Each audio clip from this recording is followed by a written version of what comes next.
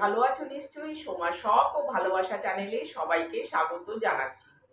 আজকে যাচ্ছি GPO post office, GPO post অফিসের মিউজিয়াম আর শিউলি রেস্টুরেন্ট। এটা কলকাতার একটা হিডেন প্লেস। এই শিউলি রেস্টুরেন্ট, জিপিও, মিউজিয়াম, এটা তো অনেকেই আমরা জানি না। চলো তাহলে এবার যাওয়া যাক। কলকাতার এই জিপিও ভবনটি নিজেই এক ঐতিহাসিক স্থাপত্য, যেটা কিনা ব্রিটিশ আমলে তৈরি হয়েছিল। জিপিওর অ্যাড্রেস হলো নেতাজি সুভাষ রোড, বিবিদিবাগ, কলকাতা 1। এই জিপিও নির্মাণ কাজ 1864 সালে শুরু হয়েছিল এবং 1868 সালে শেষ হয়। 1864 সালে ওয়াল্টার বি গ্র্যানভিল ডাকঘরের কাঠামো ডিজাইন করেছিলেন। ডাকঘরের এই বিশাল কাঠামোটা উঁচু গম্বুজ বিশিষ্ট ছাদের জন্য বিখ্যাত। 220 ফুটেরও বেশি উঁচু এই ছাদ। জিপিওর এই সুন্দর কাঠামোটি 28টি করিন্থিয়ান স্তম্ভ দিয়ে তৈরি। সত্যি দেখতে অপূর্ব। জিপিও কলকাতা বা পশ্চিমবঙ্গের প্রধান ডাকঘর। এই ডাকঘরের মাধ্যমে যাবতীয় চিঠিপত্র ও পার্সেল শহরের বিভিন্ন প্রান্তে আনা নেওয়া করা হয়। 1896 সালে লন্ডনের বিখ্যাত বিগ ব্যান থেকে এই বিশাল ঘড়িটি আমদানি করা হয়েছিল এবং 7,000 টাকা ব্যয়ে লাগানো হয়েছিল। 1774 সালে ভারতের তৎকালীন গভর্নর জেনারেল ওয়ারেন হেস্টিংস দ্বারা তৈরি জিপিও ভারতের প্রথম ডাকঘর ছিল। আর্কিওলজিক্যাল সোসাইটি অফ ইন্ডিয়া এই বিল্ডিংটিকে হেরিটেজ বিল্ডিং হিসাবে ঘোষণা করেছে। জিপিওর ঠিক পেছনেই রয়েছে এই লাল বাড়ি। Director general of the post office of Indian office হিসাবে এই বাড়িটির নির্মাণ কার্য শুরু হয়েছিল 1884 সালে এবং শেষ হয় 1885 সালে। এই বাড়ির একতলায় রয়েছে পোস্টাল মিউজিয়াম। এইটি কলকাতার একটি হিডেন প্লেস। আমরা অনেকেই এই মিউজিয়ামটি সম্পর্কে কিছুই জানি না। এই মিউজিয়ামে প্রথমে আমি কিছু ভিডিও করে নিয়েছিলাম, সেটাই তোমাদের দেখাচ্ছি। পরে আমাকে বারণ করা হয়েছিল, তাই ডিটেলসে আর দেখাতে পারলাম না। যতটুকু পেরেছি ভিডিও করে তোমাদের দেখাচ্ছি।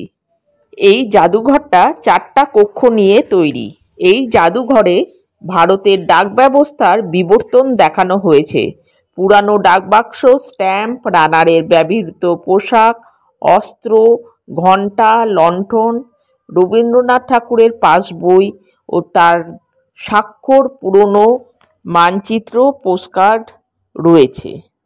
ডাককর্মীরা নিজেদের রক্ষার জন্য তরবারি, ছোরা এবং হালকা অস্ত্র নিয়ে যেত। এগুলো এখানে রয়েছে। তাছাড়া ডাকঘর নির্মাণের সময় বহরমপুরে পাওয়া একটা পুরনো কামানও রয়েছে। এই জাদুঘরটা 4টা কক্ষ নিয়ে তৈরি। এখানে পুরনো টেলিফোনের হ্যান্ডসেট, টেলিগ্রাফ মেশিন, পতাকা উত্তোলনের ব্যবস্থা, বিউগল, ধাতব স্ট্যাম্প, তালা, ঘড়ি, কাঁচি, অনেক জিনিসপত্রই রয়েছে। জিপিও মিউজিয়াম সকাল 10টা থেকে বিকেল 4টে পর্যন্ত খোলা থাকে এবং রবিবার ও অন্যান্য ছুটির দিন বন্ধ থাকে। আর জিপিও পোস্ট অফিস সকাল 10টায় খোলে, বিকেল 6টায় বন্ধ হয়। রবিবার এবং অন্যান্য ছুটির দিন বন্ধ থাকে।